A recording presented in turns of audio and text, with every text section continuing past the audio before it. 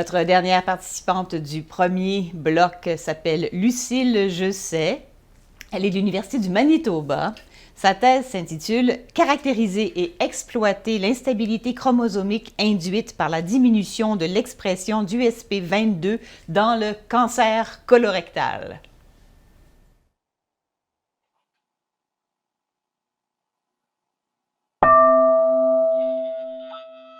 Savez-vous que chaque jour, plus de 600 Canadiens apprennent qu'ils ont développé un cancer?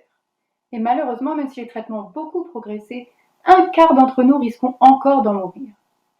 Face à ces chiffres, vous vous demandez sûrement pourquoi le cancer reste si difficile à traiter aujourd'hui. Pour le comprendre, imaginez que la lutte contre le cancer ressemble au combat mythologique entre une hydre et le héros Hercule.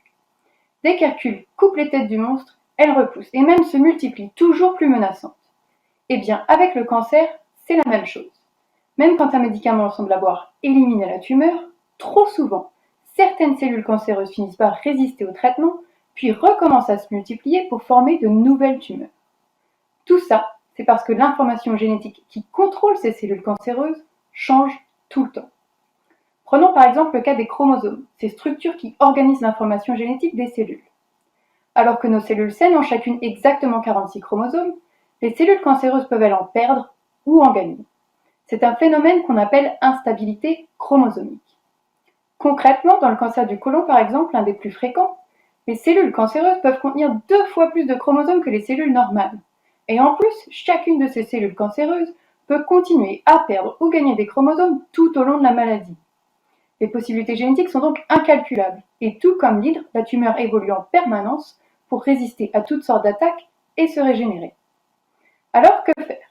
Eh bien, tout comme Hercule dut trouver le point faible de l'hydre pour mieux se défendre, l'objectif de ma thèse est de mieux comprendre les causes de l'instabilité chromosomique pour pouvoir la bloquer et empêcher le cancer d'évoluer. En pratique, je m'intéresse à un gène, appelé USP22, qui est fréquemment muté dans les tumeurs. Pour tester si ces mutations causent l'instabilité chromosomique, je les ai recréées dans de nouveaux modèles du cancer du côlon. Puis, en comptant un par un les chromosomes dans des milliers de cellules, j'ai pu constater que, en effet, ces mutations changent constamment le nombre de chromosomes. Ensuite, j'ai utilisé un super microscope pour pouvoir regarder au plus près comment ces mutations affaiblissent la structure même des chromosomes pour les rendre instables.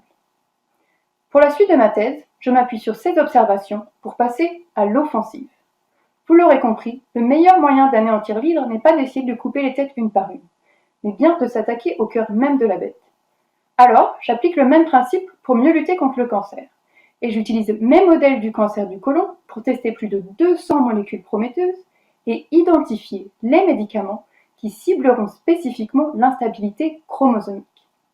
Car en attaquant l'instabilité chromosomique, nous pourrons empêcher le cancer d'évoluer, de résister et de se régénérer, pour qu'enfin nous puissions vaincre ce monstre durablement. Je vous remercie.